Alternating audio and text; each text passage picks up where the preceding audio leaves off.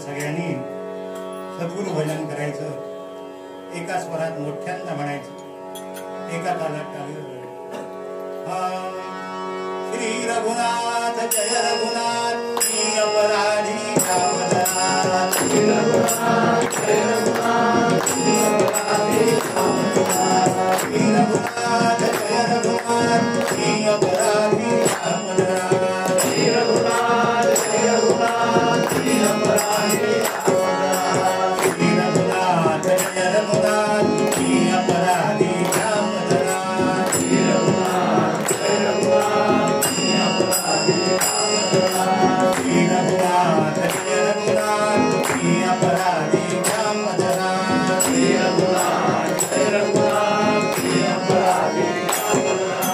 श्री रघुनाथ जय रघुनाथ श्री अपराधी रामनाथ. श्री रघुनाथ जय रघुनाथ श्री अपराधी रामनाथ. श्री रघुनाथ जय रघुनाथ श्री अपराधी रामनाथ. श्री रघुनाथ जय रघुनाथ श्री अपराधी रामनाथ. श्री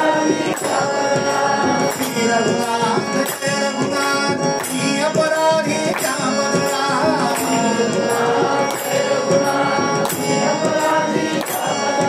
श्री रघुनाथ जय रघुनाथ श्री अपराधी रामनाथ. श्री रघुनाथ जय रघुनाथ श्री अपराधी रामनाथ. श्री रघुनाथ जय रघुनाथ श्री अपराधी रामनाथ. श्री रघुनाथ जय रघुनाथ श्री अपराधी रामनाथ. श्री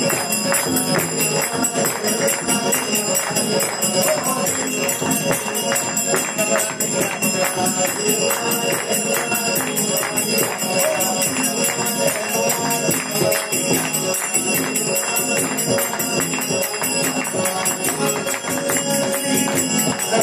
जय रघुनाथ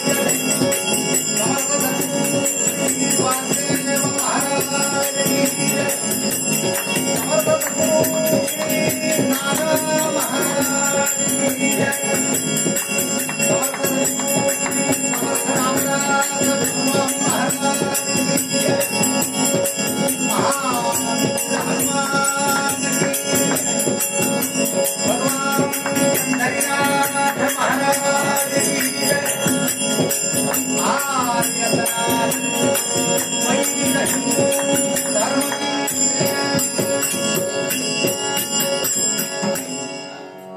कारभार सगळे भगवान कृष्ण करीत होते हे खरं आहे, पण राजेपद जे होतं ते मात्र बलरामाचं होतं.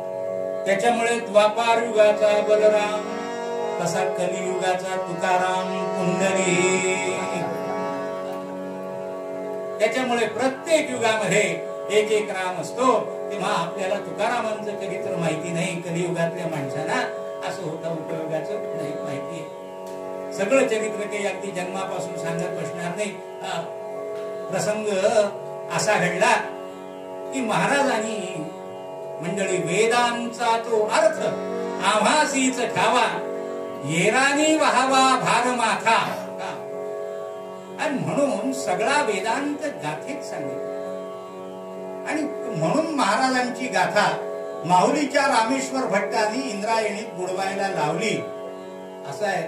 परंतु नेमकी किती गाथा बुडवल्या गेली, किती अभंग बुडवल्या गेले मंडळी, याचा इतिहास आता संशोधकांनी शोधून काढलेला आहे.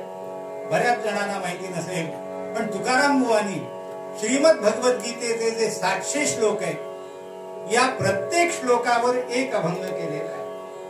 आणि असा अभंग गीता या नावाचं तुकारामांचं असलेलं गाथा प्रकरण भगवद्गीतेवरचं उपलब्ध आहे. साधारणतः 1990 साली त्या पुस्तकाचं संशोधित होऊन प्रकाशन झालेलं आहे. पण आता 90 साली म्हणजे 35 वर्ष झाली. पण 35 वर्षात सुद्धा कित्येक कीर्तनकारांना सुद्धा हे माहिती नाही. कुंडली ज्या तुकारामांच्या अभंगावर पोट भरतो आम्ही मंडळी, त्या माणसांना सुद्धा माहिती नाही. प्रत्येक श्लोकावर असलेला एक एक अभंग आहे. आणि सगळ्या विद्वानांचा जो आक्षेप होता तो महाराजांनी इतर अभंग केले, त्याच्यावर नव्हता. मग या भगवद्गीतेच्या श्लोकावर केलेले जे अभंग आहेत याच्यावर होते. का? कारण भगवद्गीता म्हणजे वेदांत. श्रीमद भगवद्गीता सुपनिषत्सु. भगवद्गीता हे उपनिषद आहे म्हणजे वेदांत आहे. आणि याच्यावर मराठीत त्यांनी भाषांतर केलं म्हणजे गीतेवर श्लोक लिहिला, प्रत्येक श्लोकावर अभंग लिहिला. यावर रामेश्वर भट्टांचा आणि त्या काळातल्या सगळ्या ब्राह्मण पंडितांचा जो आक्षेप होता तो या 700 अभंगांवर होता. त्याच्यामुळे गाथा जी बुडवली गेली ती या 700 श्लोकांची बुडवली गेली, बाकीची बुडवलेली नाही. बामणानं सगळं बुडवलं असं म्हणणारे जे त्यांच्या गालफाडात ही थापड कुंडली. सगळे अभंग बुडवले गेले नाहीत महाराज. हे 700 अभंग बुडवले आणि ते अभंग जसेच्या तसे 13व्या दिवशी तुकाराम बुवांना परत मिळाले. इंद्रायणीनं मंडळी ते उपनिषद तुकोपनिषद हे जसंच्या तसं राखलं आणि महाराजांना परत दिलं. रामेश्वर भट्टांना प्रत्ययाला अंगाची लाही लाही व्हायला लागली. ती काही केल्या आग थांबेना त्या रामेश्वर भट्टाची. म्हणून मोरगावला गेले. त्या गणेश गणपत्यांच्या कृपेनं ही आग थांबेत नाही. आळंदीला गेले. माऊलीच्या समाधी पुढे साकडं घातलं आणि ही माझ्या अंगाची आग थांबावी म्हणून प्रार्थना केली. तेव्हा ज्ञानोबांनी त्यांना स्वप्नात येऊन सांगितलं की ज्याचा अपमान केलाय त्याची तू क्षमा माग. गाथा कोणाला बुडवायला लावलीस? देऊच्या तुकाराम बुवांना. तेव्हा त्याला शरण जा. रामेश्वर भट्ट शरण आले आणि म्हणून रामेश्वरे चरणी मस्तक ठेविले आरती तुकारामा. रामेश्वर भट्टाने केलेली आरती स्वामी सद्गुरु धामा सचिदानंद मूर्ती पाय दाखवी आम्हा तुकिता तुळनेशी ब्रह्म तुक्यासी आले म्हणून रामेश्वरे चरणी मस्तक ठेविले आरती तुकारामा. रामेश्वर भट्ट तुकारामांना शरण आले आणि त्या दिवसापासून देहूतले लोक तुकारामांना महाराज म्हणू लागले. तोपर्यंत अरे तुक्या, अरे तुकड्या, अरे कुणबटा, अरे भिकारड्या अशी संबोधन देहूतली माणसं तुकारामांना वापरीत असत. पण रामेश्वर भट्ट शरण आल्यानंतर तुकाराम महाराज झाले. जोपर्यंत लोक शिव्या घालीत होते, तुक्या तुकड्या कुणबटा भिकारड्या म्हणत होते, तोपर्यंत महाराजांना त्याचा अजिबात त्रास झाला. आणि लोक जेव्हा महाराज म्हणायला लागले तेव्हा त्यांना त्रास व्हायला लागला. कुंडली संतांचं लक्षण आहे काय? त्यांना स्तुती आवडत नाही. सज्जन माणसांना मंडळी स्तुती आवडत नाही, त्यांना मोठं म्हटलेलं आवडत नाही. हो, सुभाषित आहे असं की स्तुती नावाची एक मुलगी म्हणे, अद्यापि दुर्निवारम, अद्यापि दुर्निवारम स्तुती कन्या वहति कौमारम सभ्यो न रोचते सा असंतोप्यस्यै न रोचन्ते. स्तुती नावाची मुलगी अजूनही कुमारीच आहे म्हणे, कोट्यावधी वर्षापासून. कोट्यावधी वर्षाचं त्या स्तुती रूपी कन्येचं आयुष्य झालं, वय वाढलं, पण अजून तिचं लग्न झालं नाही. का बा असं होण्याचं काय कारण? तर सभ्यो न रोचते सा, तिला सत आवडतात, संत आवडतात, सज्जन आवडतात, पण सज्जनांना ही आवडत नाही. त्याच्यामुळे मुलाकडून नकार म्हणून लग्न झालं नाही. बरं, असंतांना मूर्ख लोकांना ही आवडते पण हिला ते आवडत नाही, म्हणजे मुलीकडून नकार म्हणून लग्न झालेलं नाही. कुंडली अद्यापि दुर्निवारम स्तुती कन्या वहति कौमारम. लोक महाराजांना एकेरी नावानं बोलत होते, तोपर्यंत महाराजांना त्याचा त्रास झाला नाही. पण महाराज म्हणून जेव्हा लोक पाया पडू लागले तेव्हा त्याचा त्रास व्हायला लागला. पण महाराजांनी देहू सोडलं आणि गेले भंडारा डोंगरात.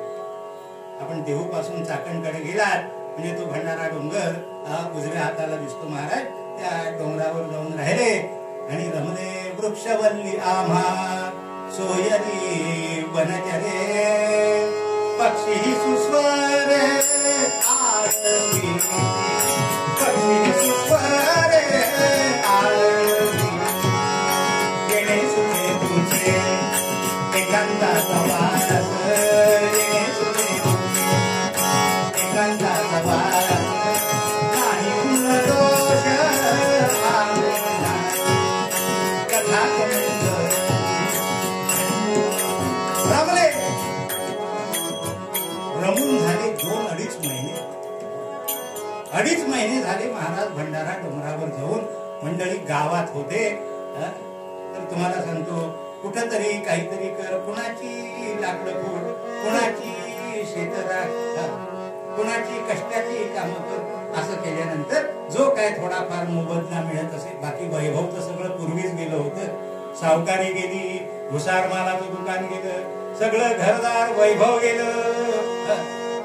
पण हे कष्ट करून जे काय मिळत असेल ते मुठपसा घरात येत असे आणि त्याच्यामुळे घरातल्या कुटुंबियांची हातातोंडाची गाठ पडत असे. आठवड्यातनं 4 दिवसातनं एकदा का होईना पण डोळ्यांनी अन्न दिसत असे. तोपर्यंत महाराजांना एक मुलगी आणि एक मुलगा, ती 2 अपत्य झालेली. भागाबाई असं मुलीचं नाव, म्हणजे भागीरथी हे नाव असावं तिचं, म्हणून तिला भागाबाई म्हणत. आणि महाद्या नावाचा एक मुलगा, म्हणजे त्याचं महादेव हे नाव असलं पाहिजे. तेव्हा ही 2 अपत्ये सौभाग्यवती आहे. आणि महाराज 2.5 महिने घराच्या बाहेर आहे. 2.5 महिन्यात घरात धान्याचा कण आलेला नाही. आणि अशा त्या 2.5 महिन्यांमध्ये मंडळी आषाढ महिना आला आणि तोही संपत आला. आणि त्या आषाढ महिन्याची अवस आली, अमावस्या आली. ती आषाढ अवस कशासाठी प्रसिद्ध आहे? दिव्याची अवस म्हणून प्रसिद्ध आहे सगळीकडे. त्याच्यामुळे त्या आषाढ अमावस्येच्या दिवशी दिव्यांची पूजा करायची, दिवे घासायचे, पुसायचे, त्यांची पूजा करायची, काहीतरी नैवेद्याला गोडधोड करायचं.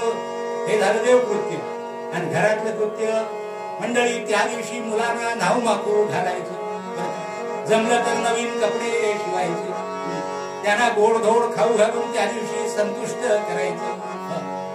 हा जो दिवा आहे ना देवघरात लावलेला, तसा हा जो ही जी अपत्य आहेत ना हे वंशाचे दिवे आहेत, म्हणून यांचंही पूजन आहे आणि त्याचंही पूजन. असा तो मुलांचा सण आहे, लहान लेकरांचा सण आहे दिव्याची अवस. म्हणजे तुम्हाला सांगतो त्या दिव्याच्या अवसेच्या 8 दिवसापासून अगोदर महाराजांच्या घरात चूल पेटलेली, धान्याचा कण नव्हता. आणि अशा वेळेला त्या अमावस्येच्या दिवशी तुकारामांच्या सौभाग्यवती, तुम्हाला सांगतो चांगल्या शांत ज्या होत्या त्या दुष्काळात गेल्या आणि मसालेदार ज्या होत्या त्या टिकल्या. कुंडली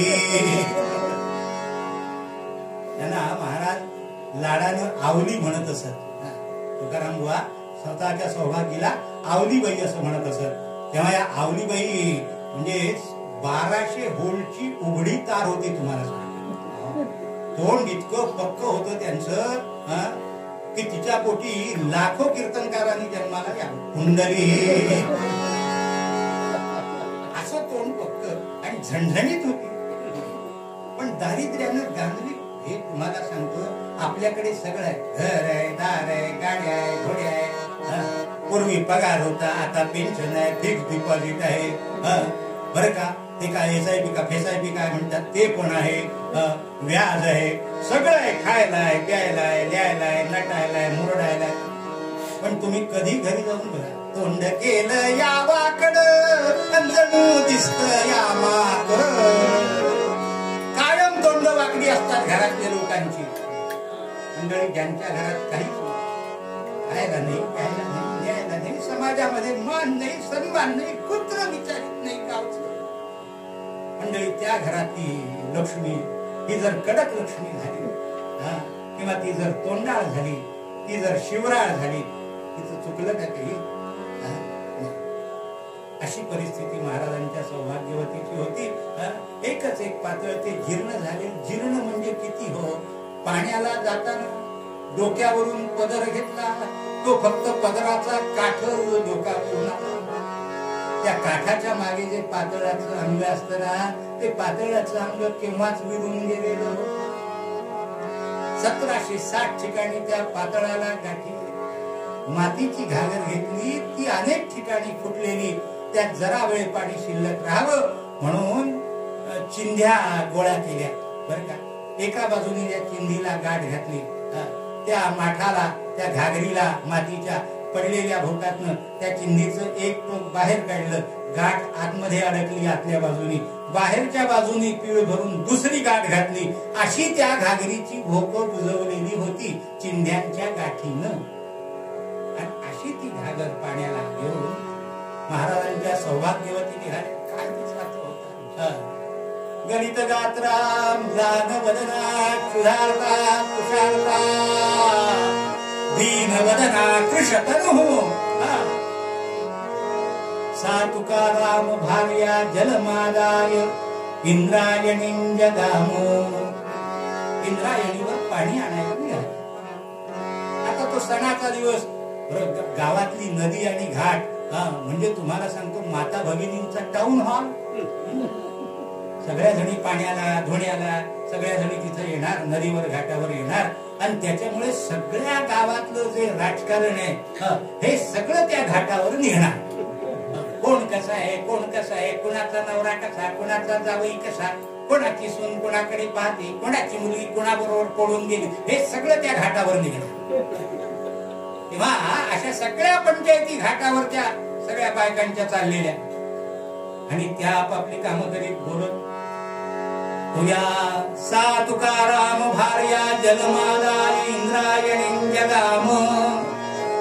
घाटाच्या पायऱ्या उतरायला लागल्या घागर भरून घेण्यासाठी म्हणून. त्या सगळ्या आजूबाजूला धुणं धुणाऱ्या, भांडी घासणाऱ्या सगळ्या त्या आया बाया फिदी फिदी फिदी फिदी तोंडाला पदर लावून हसायला. ते रोजच होतं. त्याच्यामुळे तुकारामांच्या सौभाग्यवतीने तिकडे लक्ष दिलं, सावकाश केले. पात्रात गेल्यानंतर ती घागर विसळली. महाराज तोंडावरून पाणी मारून घेतलं, 2 अंजळी स्वतः प्याल्या, घागर भरून घेतली, कमरेवर घागर घेतली आणि पुन्हा घाटाच्या पायऱ्या चढायला. तेव्हा 4 पायऱ्या चढून गेल्यानंतर त्या फिदी फिदी हसणाऱ्या बोलणाऱ्या बायकांपैकी एक जरा पोक्तशी म्हणजे वयस्कर ती स्त्री पुढे आली आणि हिला अडवलं, आवलीबाईला अडवलं. अहो तुकारामांच्या पूर्वीची पद्धती की इतर बायकांनी एखाद्या आपल्या मैत्रिणीला हाक जर मारायची झाली तर तिच्या नवऱ्याच्या नावानं हाक मारायची, पण बायकोनं मात्र स्वतःला नवऱ्याच्या नावानं हाक मारायची. म्हणून पूर्वीची पद्धती. अहो तुकारामांच्या. मी म्हणते आज औसेचा सण आहे. या सणाच्या दिवशी सवाष्णीनं नाव माखावं, काजळ कुंकू करावं.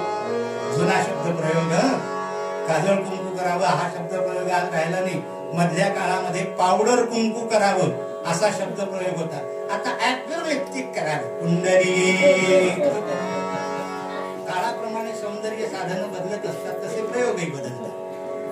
तेव्हा काजळ कुंकू करावं, वेणीफणी करावी, जरा चांगलंस नेसावं, 2 नग अंगावर घालावे, हे दागिना घालावे.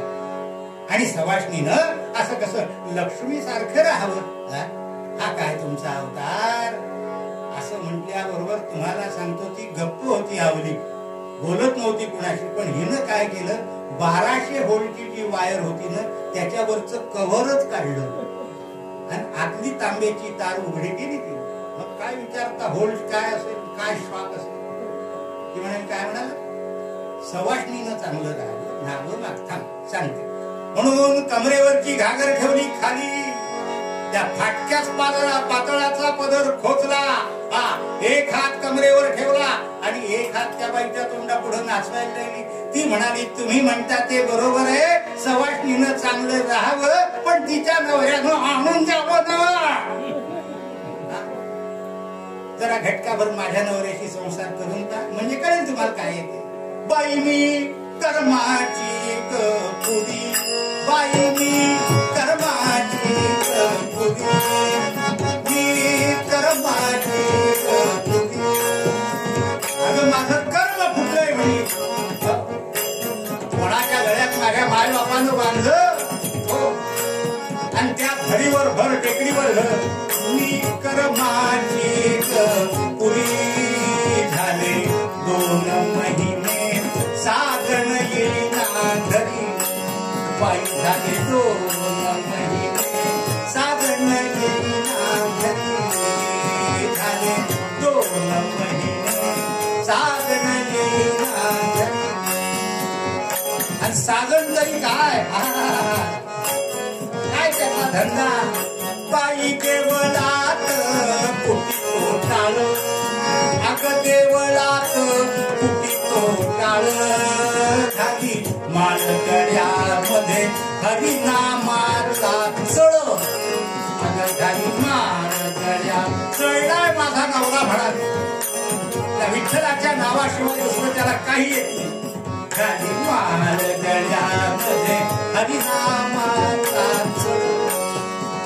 नवऱ्याचं वर्णन करून झालं, आता घराचं वर्णन करायचं.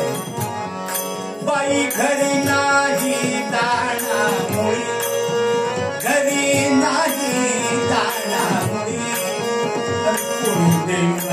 उसने फिरले मी सारी घरात धान्याचा कण नाही. सणाचा दिवस आहे मलाही कळत. लेकरांच्या पोटात गोळाभर अन्न पडलं पाहिजे हे मलाही वाटतं. पण आम्ही वस्तीत बेटाळा कुणी देवी नाग उसने फिरले मी सारी. मला उष्ण द्यायला सुद्धा कुणी तयार नाही का? आम्हाला दिलेलं उष्ण कधी परत येणार नाही हे स्टॅम्प पेपरवर लिहून घ्या. म्हणून कोणी देवी नाग उसने फिरले मी सारी. त्याच्या नावानं माझा नवरा टाळ उठतो. आता त्याच्यावर गाडी बसवली. सगळ्या जगाचा बाप आहे म्हणे तो.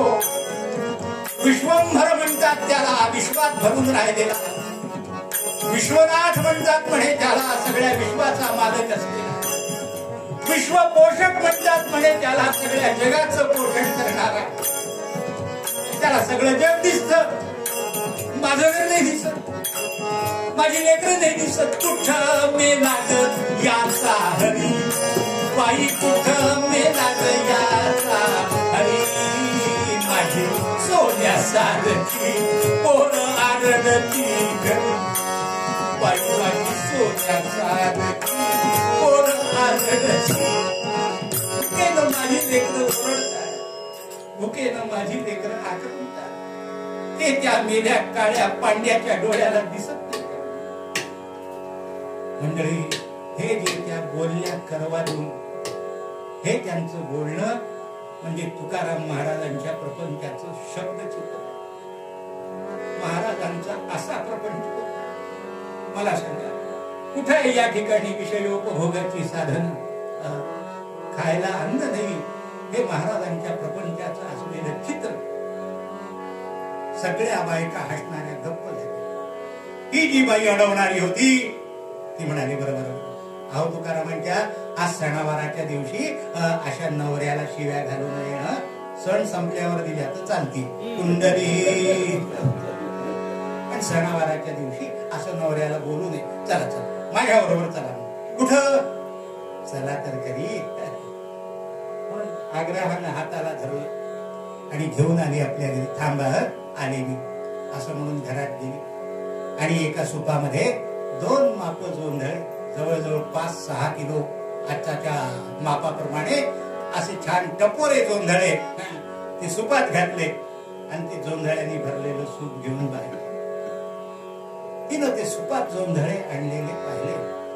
आवलीबाई नवऱ्याला शिव्या घालीत होत्या, त्यांना बोलत होत्या, पण तुम्हाला सांगतो वागत मात्र नवऱ्याच्या तत्वज्ञानाप्रमाणेच. नवऱ्याचा जो विचार मंडळी तो आवलीबाईंचा आचार. प्रपंचामध्ये भांड्याला भांड लागावं, भांडावं नवरा बायकोनी. तुम्हाला खरं सांगतो गुपित प्रपंचाचं, भांडणाशिवाय संसाराला मजा नाही. कुंडली, ज्या नवरा बायकोंचे भांडणं होत नाही तुम्ही पक्क देऊन ठेवा, एक तर बायकोत तरी दोष आहे, नाही तर नवऱ्यात. निर्दोष असलेले नवरा बायको भांडल्याशिवाय राहतच नाही. तेव्हा भांडत होत्या महाराजांशी, पण महाराजांच्या विचाराप्रमाणे आवलीबाई चालत होत्या. तिनं ते सुभ्भर जोंधळे आणलेले पाहिले आणि आवलीबाई 4 पावलं मागे. नको, आमचं ते येडं सांगतं नेहमी. हो, ते काय म्हणतं, भिक्षा पात्र अवलंबिणे, भिक्षा पात्र अवलंबिणे, जळोजिने लाजिरवाणे, जळोजिने लाजिरवाणे, जळोजिने लाजिरवाणे, भिक्षा पात्र अवलंबिणे,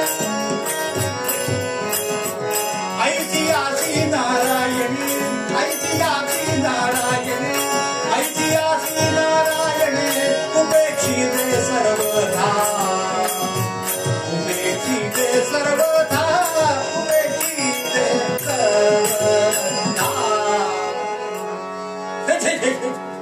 भिक्षा पात्र अवलंबिणे, जळोजिने लाजिरवाणे. मागे पुढे आली, हाताला धरून जवळ घेतली. बाई, आवलीबाई, मी तुम्हाला भिक्षा देतो, उसनही देतो. तुम्ही आई आहात, मी आई आहे. तेव्हा आज मुलांचा सण आहे. त्या प्रत्येक आईचं हे कर्तव्य आहे की आजच्या सणाच्या दिवशी लेकरू पोटभर जेवलं पाहिजे, त्याचं पोट भरलं पाहिजे. हे आई म्हणून जसं माझं कर्तव्य आहे तसं तुमचं कर्तव्य आहे ना. त्या कर्तव्यापोटी मी हे दाणी तुम्हाला देते, बरं, तुम्हाला भिक्षा उसणं म्हणून देते. अशी समजूत काढल्यानंतर मग आवलीबाई कबूल झाल्या. पदर पुढे गेला. काय तो पातळाचा पदर, तिनं ते जोंधळे सुपातले पातळाच्या पदरात पोचायला सुरुवात केल्यानंतर ते इतकं जीर्ण झालेलं होतं की त्या पदराला इकडून तिकडून भोकं पडली. सरसर सरसर सरसर सरसर जोंधळे जमिनीवर पडायला लागले. कसं तरी इकडून तिकडून हात घालून गुंडाळून ते जोंधळ्याचं गाठोडं पोटाशी बांधलं आणि घराकडे आल्या. लेकरं भुकेनं कोमेजलेली, चिमणीसारखी एवढाली तोंड झालेली दारात बसलेली होती. त्या भागाबाई आणि भाग्या आईनं पोटाशी गुंडाळून काहीतरी आणलंय हे पाहिलं आणि त्या दोघांना इतका आनंद झाला. आई आई आई, काय आणलंय? आमच्यासाठी काही खायला आणलंयस का? काय आणलंय? ती म्हणाली, आणलं ना मेल्यानो, बाप तर गेला बोंबलत तिकडे विठ्ठल विठ्ठल करीत. बोलणं असंच होतं त्यांचं, तुम्हाला सांगतो. पण तुम्हाला ठेवलंय ना माझ्या टाळक्यावर, त्याला चिंता नाही. पण मेल्यानो मला तुमच्या पोटात काहीतरी घातलं पाहिजे ना, आणलंय ना म्हणली. हे भागे, हे बघ. आणि म्हणून ते जोंधळे सोडले, जरा पाखडले, निवडले, अर्धे अर्धे केले. अर्धे जोंधळे एका फाटक्या धडप्यामध्ये, धडपा म्हणजे मांजरपाटाचं कापड जुनं, त्या धडप्यात त्या जोंधळ्यांची एवढी कुरसुंडी बांधली, पक्की वरतून गाठ बांधली. ते एका मातीच्या येळणीत ठेवलं. येळणी म्हणजे माठावर जे मातीचं झाकण असतं त्याला येळणी असं म्हणतात. इकडे काय म्हणतात मला माहिती नाही. पण त्या माठावरच्या मातीच्या झाकणात ती जोंधळ्याची कुरसुंडी ठेवली. ती येळणी वरती आढ्याला शिंक्यात घालून अगदी नीट काळजीपूर्वक ठेवली. पुन्हा 8 दिवसांनी जेव्हा लेकरांना भूक लागेल तेव्हा हेच जोंधळे कामाला येतील म्हणून ते अर्धे राखून ठेवले आणि अर्धे पाखडलेले, निवडलेले. हे भागे, बघत काय बसलीस माझ्याकडे, ये जात झटक जरा. आणि म्हणून दळायला घेतले. नुसती बघू नको, कारटे, जरा हात लाव. पूर्वीच्या आया इतक्या वाईट होत्या, तुम्हाला सांगतो. लहान लहान मुलींना 4-5 वर्षात, चल लोटून घे, चल पानं घे, चल हे कोरडं जरा मीठ चटण्या वाढ, असं त्या लहान मुलींना, 5-6 वर्षाच्या मुलींना पूर्वीच्या आया कामाला लावत असत. हल्लीच्या आया इतक्या चांगल्या आहेत, तुम्हाला सांगतो की 25 वर्षाची घोडी झाली तरी कामाला हात लावू देत नाही. पुंडली आणि कौतुकांची आमची मुलगी, हो आता तुम्हाला सांगतो ती ME करते, म्हणजे स्वयंपाक नाही, त्यातनं तिला काही लग्न झाल्यानं नवरा करेल. त्याच्यामुळे हल्लीच्या आया इतक्या सज्जन आणि इतक्या चांगल्या आहेत, तुम्हाला सांगतो. पूर्वीच्या आया फार वाईट होत्या. धागे, चल ये, हात लाव जात्याला. म्हणून दोघी जणी समोरासमोर बसल्या. आता ते दृश्य मंडळी अदृश्य झाले. जात्यावर दळायला बसताना आवलीबाई तिकडून त्यांनी आपला डावा पाय जवळ घेतला, उजवा पाय लांब केला इकडून भागाबाई त्यांनी आपला उजवा पाय जवळ घेतला, डावा पाय लांब केला. हे अडकण झालं दोन्हीकडनं जात्याला, मध्ये जात आणि आता दळायचं. ते घास घातला जात्यात आणि जात फिरायला लागलं घर घर घर घर घर. ही जी जात्याची स्वरात होणारी जात्याची घरघर आहे ना, ही घरघर सामान्य समजू नका. सगळ्या स्त्री साहित्याचा आणि गीताचा उगम म्हणजे ही जात्याची घरघर आहे. स्त्री गीतांमधला पहिला असलेला प्रकार जो आहे तो म्हणजे जात्यावरची ओवी. त्या घरघरीतनं स्त्री गीत जन्माला आली आणि ती घरघर एकदा सुरू झाली आणि कानात भरली म्हणजे दळणाऱ्या माऊलीच्या तोंडून ओवी बाहेर पडली नाही असं कधीच होत नाही. मंडळी, हे गिरणीवर तुम्हाला सापडणार नाही. गिरणीवर ओवी म्हणायची काही गरजच नाही. तिचा जो पट्टा फिरतो तोच ओव्या म्हणतो, पटक पटक पटक पटक, याच्याशिवाय दुसरं काही. ओवी तुम्हाला इथं जात्यावर. तेव्हा घरघर सुरू झाली आणि आवलीबाईंनी ओवी म्हणायला म्हणून तयारी केली. हातभर नाक वर ओढलं. हातभर नाक वर ओढलं म्हणजे काय? म्हणजे इतका मसाला नाकात होता की हातभर श्वास जेव्हा घेतला तेव्हा नाक जरा मोकळं झालं. कुंडली आणि मग स्वर लावला आणि ओवी म्हटली, बाई दीपवाळीच्या सणा, बाई दीपवाळीच्या सणा, आला भाऊ माझा साजणी, आला भाऊ माझा साजणी. आमच्या विदर्भातली जात्यावरच्या ओवीची चालेल. ज्या पद्धतीने जात्यावरची ओवी त्या काळी म्हटली जायची, अजूनही काही ठिकाणी म्हणतात. बाई दीपवाळीच्या सणा, आला भाऊ माझा साजणी, आला भाऊ माझा साजणी. आता याला जात्याची घरघर जोडा. आला भाऊ माझा साजणी, आला भाऊ माझा साजणी.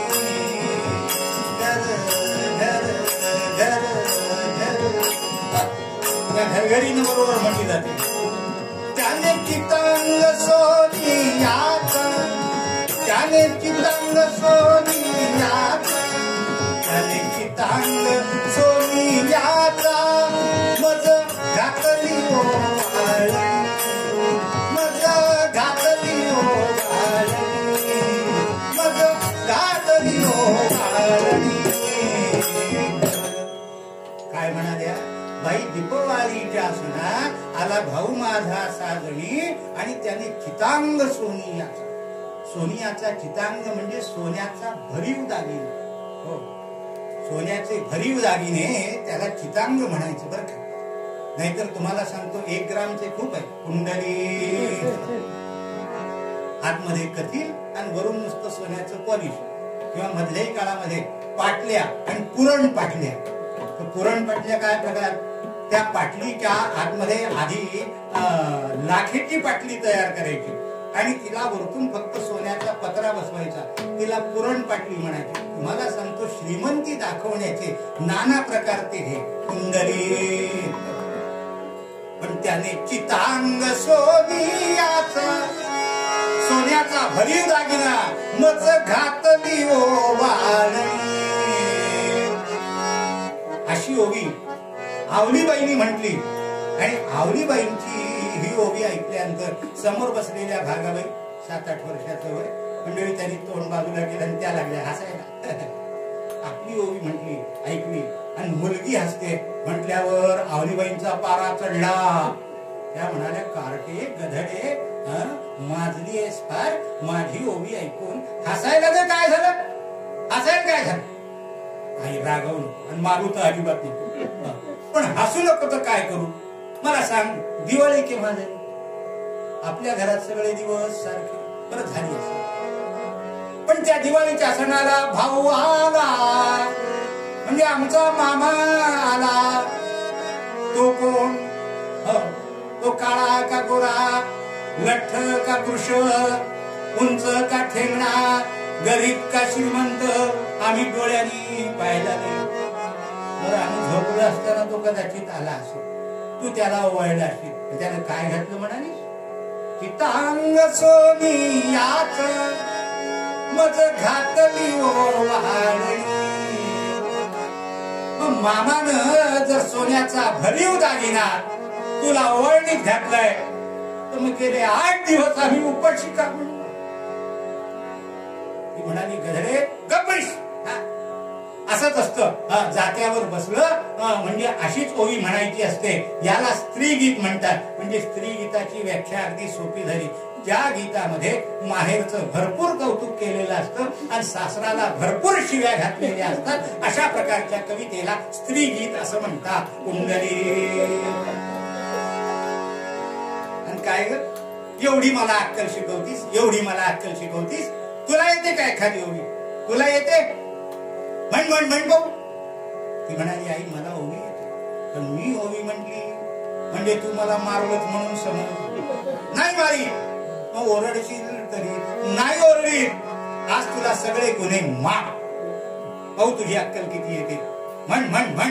म्हणू नक्की म्हणू, तू रागवणार नाही, मारणार नाही? मारणार, चल म्हण म्हण. म्हटल्या त्याची मुकल्या भागाबाईने डोळे लावले. काय गोड लेकरू होत तुम्हाला सांगतो. गोरा पान केतकी सारखा वर्ण तिचा, गोधूम वर्ण तिचा, हरिणाच्या पाडसापरी डोळे, चेहरा स्नेहाल वदन नामी, प्रसन्न विधुबिंब जेवी वाडोळे. पौर्णिमेच्या चंद्रासारखा तेजस्वी सुंदर गोल चेहरा, तो केश पाश काळा. त्याला कधी तेल लागलेलं नव्हतं, गुरगुर गुरगुर गुरगुर केस उडत होते, झिंग्या उडत होते, पण काळा भोर केश काळा, तो केश पाश काळा.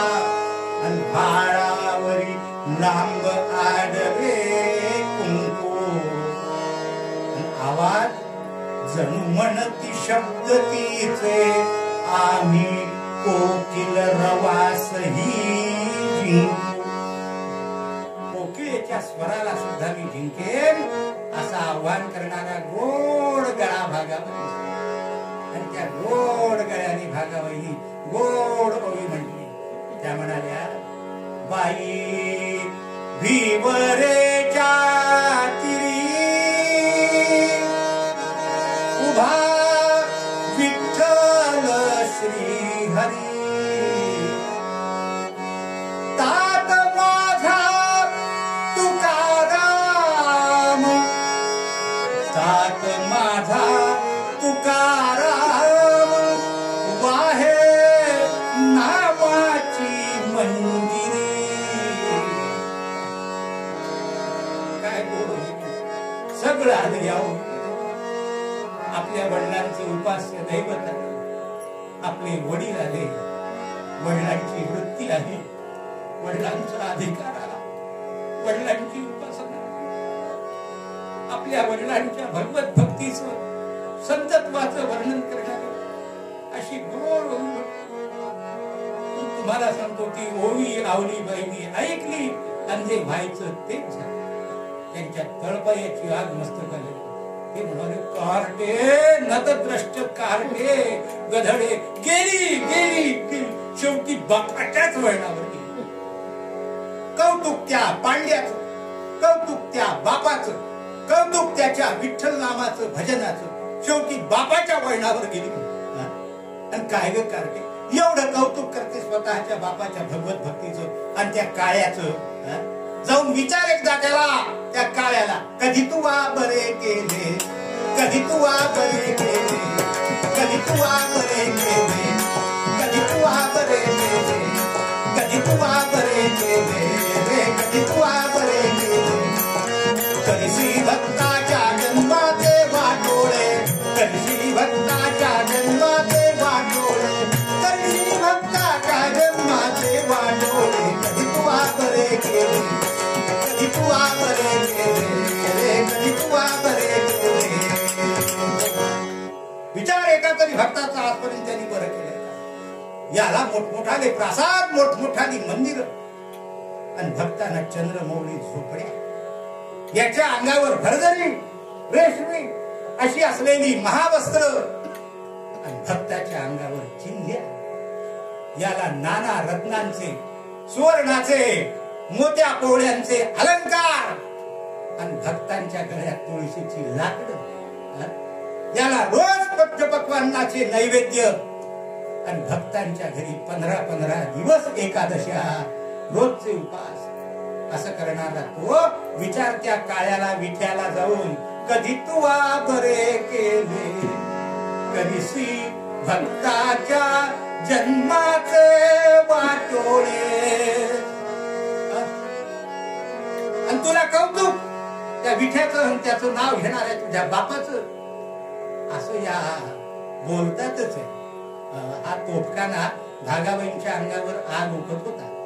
तेवढ्यात तुम्हाला सांगतो, दाराशी हाळी ऐकायला आली, हाक ऐकायला आली. माई ऐक्या कुई घर में.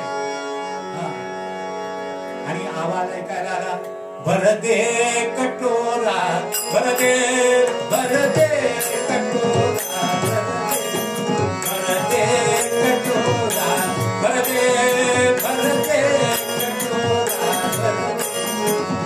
माई दे दे कटोरा भर आटा हमें दे दे. भरदे कटोरा, भरदे भरदे कटोरा. हम तो साई मस्त मगन में, हम तो साई मस्त मगन में, मस्ती मोहनी रहते. कोई दिन जंगल, कोई दिन मस्त, कोई दिन जंगल, कोई दिन मस्त, मस्त मजे रहते. भरदे कटोरा, भरदे भरदे कटोरा, भरदे. आटा होना बेटा हमको, आटा होना बेटा हमको, जल्दी से वो ला दे. ना देना तो ना कह दे. कटोरा भर दे, भर दे कटोरा, भर दे भर दे कटोरा, भर दे भर दे कटोरा.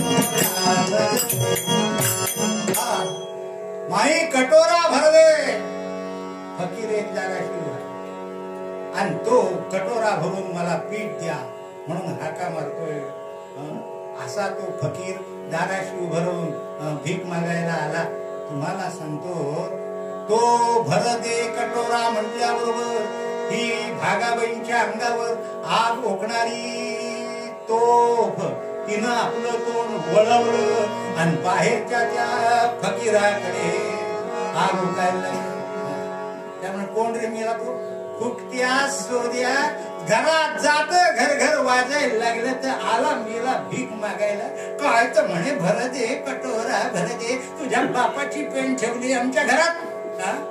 इतके दिवस माझ्या घरातली लेकरं कडकडा उपाशी होती, एक कुत्र मुंगायला आलं नाही आणि आज जात वाजायला लागलं तर काय तर म्हणे, भर दे कटोरा, भर दे.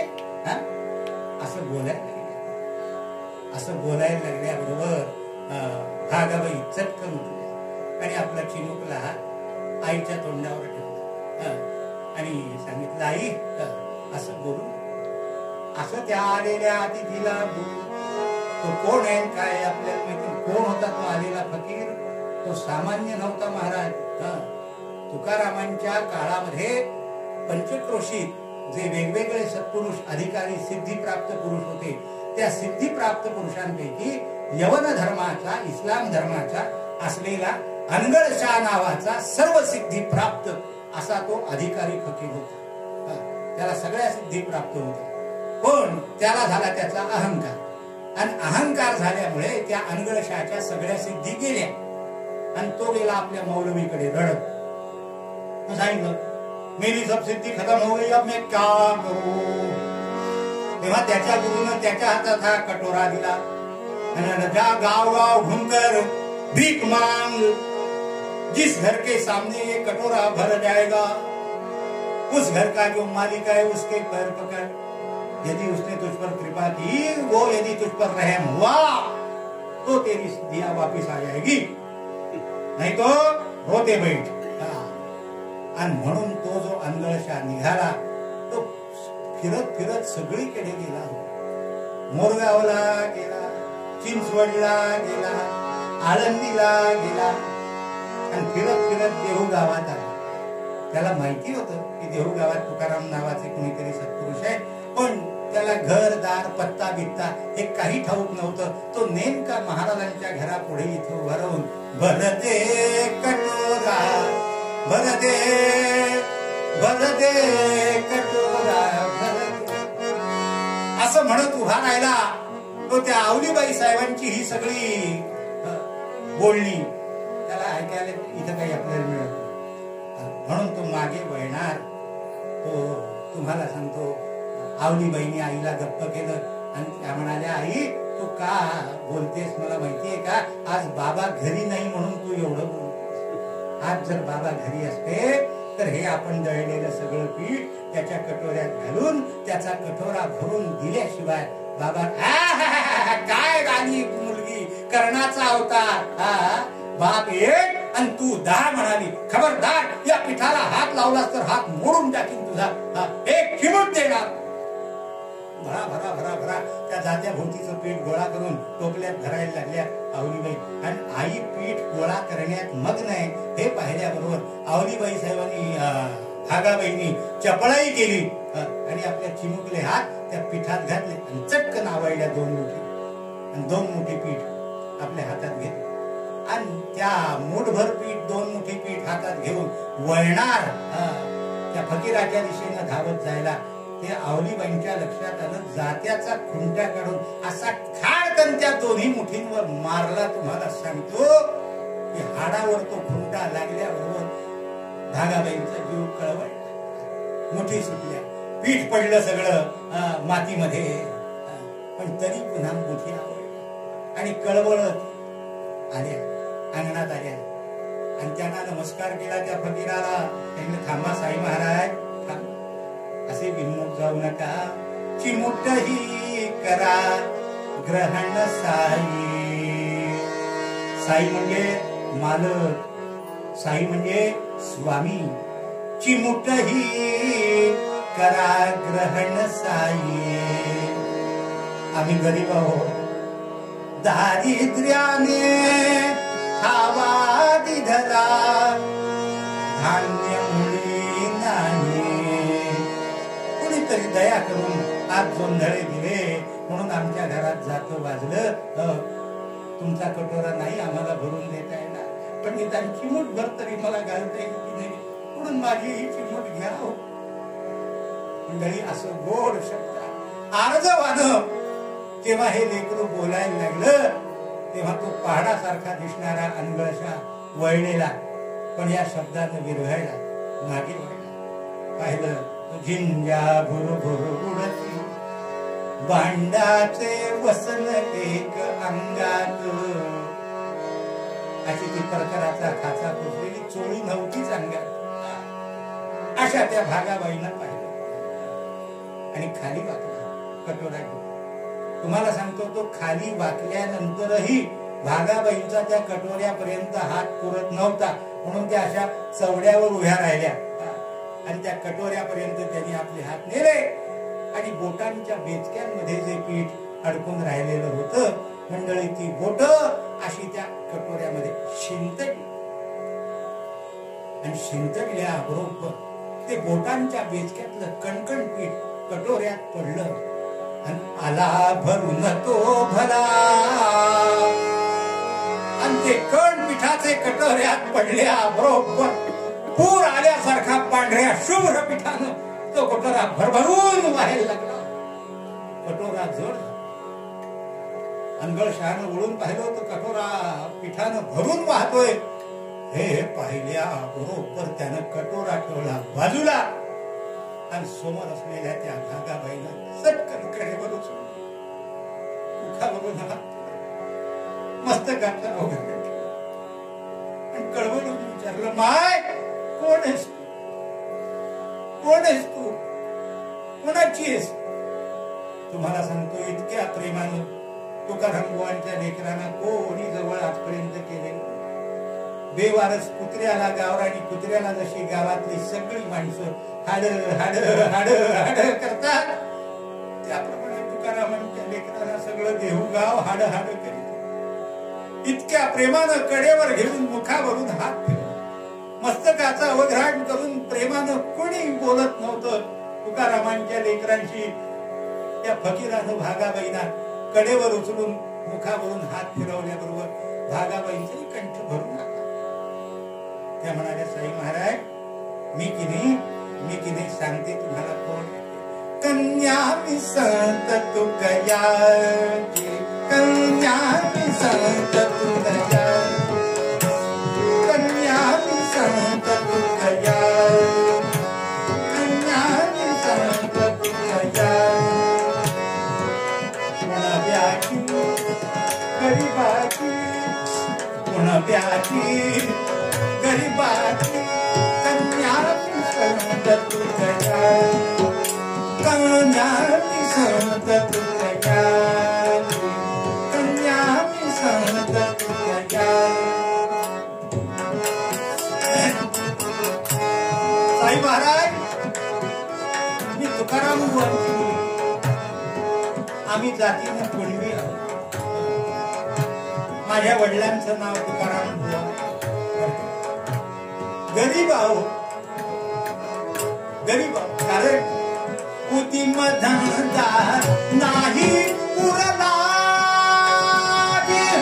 उदिम धंदा, उदिम धंदा, उदिम धंदा नाही उरला. कोणी विचारी नच आम्हाला फिकीर पोटाची, फिकीर पोटाची, तुकयाची, तुकयाची. कन्या मी संत तुकया, कन्या मी संत तुकया, संत तुकया, संत.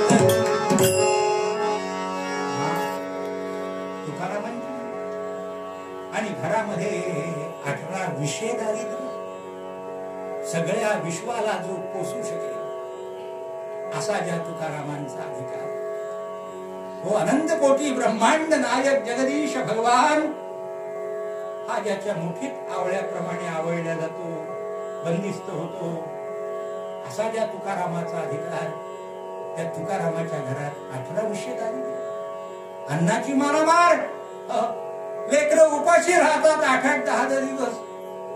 तुम्हाला सांगतो, त्या अनगळशाचं डोकं फिरलं, पण त्याचं डोकं जरी फिरलं असलं तरी आपलं डोकं जाग्यावर आलं का? याचं कारण असं, ही अवस्था असूनही मंडळी ज्यांनी त्रिभुवनाचे राजे असल्यासारखं राहावं ते खरे भाग्यवान. म्हणून महाराजांना बोलण्याचा अधिकार आहे. आणि म्हणून महाराज पूर्वरंग पदात पुढचं सुरस आख्यान आहे. हवं असलं तर उद्या पूर्ण सांगेन, नाही तर उद्या दुसरं आख्यान सांगेन, बरं का. पण सुरस आख्याने आपण आपल्या मुद्द्यावर येऊन पोहोचू. की अशा प्रकारचा असलेला प्रपंच, पण तरी सुद्धा त्रिभुवनाचे राजे आहेत तुकाराम बुवा आणि त्यांचे कुटुंब. का? कारण आम्ही भगवंताचे दास आहोत हे पक्क त्यांना ठाऊक आहे. नवे आहेत म्हणून महाराज पूर्वरंग पदातले उद्गार थोडे मला काकांनी सांगितलं, किती वाजेपर्यंत कीर्तन करा, पण म्हणून मी तुमचा सूड उगवणार नाही. 9:35 ला कीर्तन सुरू झालं. माझ्या घड्याळात 12:15 झालेले, म्हणजे 2.5 तास कीर्तन जवळजवळ केलेलं आहे. जरी आवडीनं श्रोते ऐकणारे असले तरी आज बिलकुल यांना मुंग्याच आणतो असं बुवानी करू नये. त्याच्यामुळे थांबलं पाहिजे कुठेतरी. आपण आलो आपल्या मुद्द्यापर्यंत येऊन थांबलो. जो सिद्धांत सांगितला पूर्वरंगात मंडळी, त्याचा दृष्टांत इथं पूर्ण झाला. इथं थांबूया. उद्गार लक्षात ठेवा. भाग्यवंत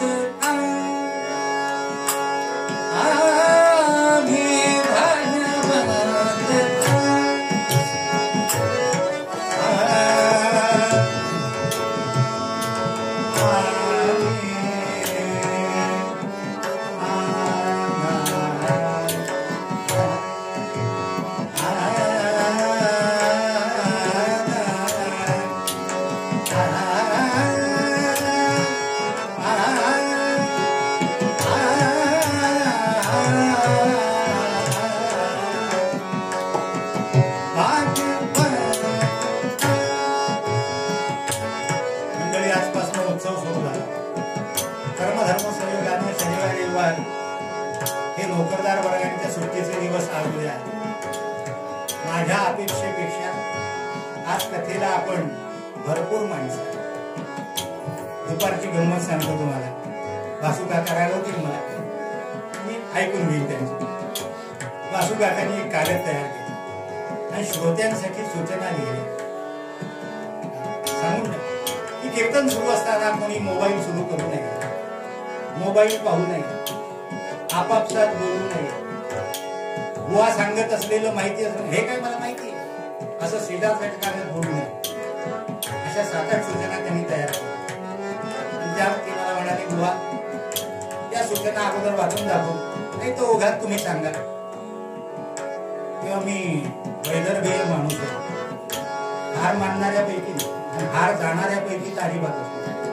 मी वासू काकांना म्हटलं, या सूचना श्रोत्यांना देण्याचं काही कारण नाही. मुळातच एवढी धमक असली पाहिजे की कथा सुरू झाल्यानंतर मोबाईल पाहिला पाहिजे, आपसात बोललं पाहिजे. हे श्रोत्यांना ज्याला विसरवता येतं तो बुवा. तुम्हाला सगळ्यांना धन्यवाद.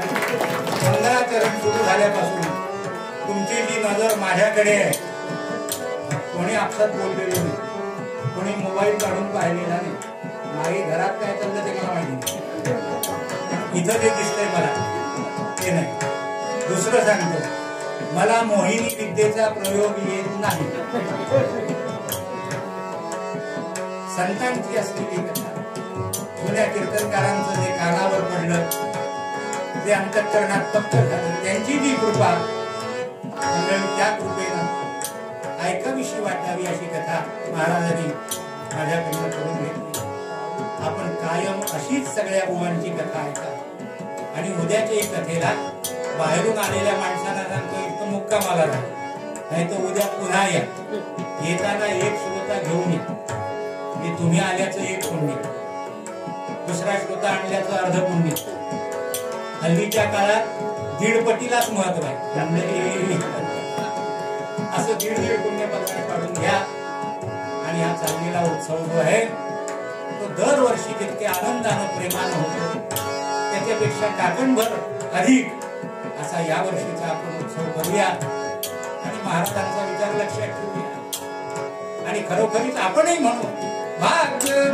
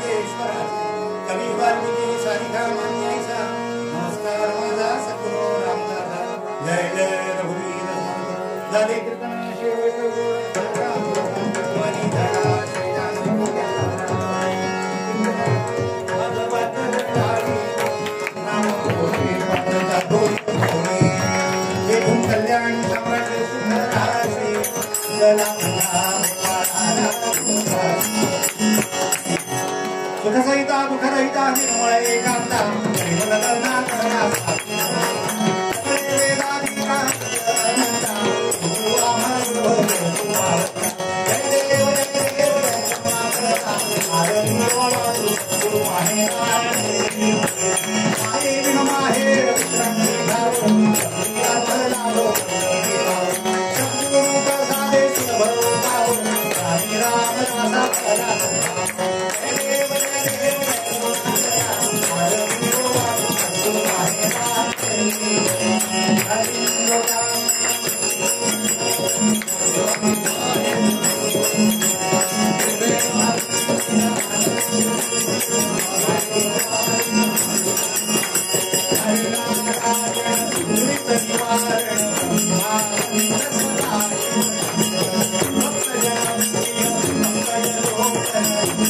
Narayana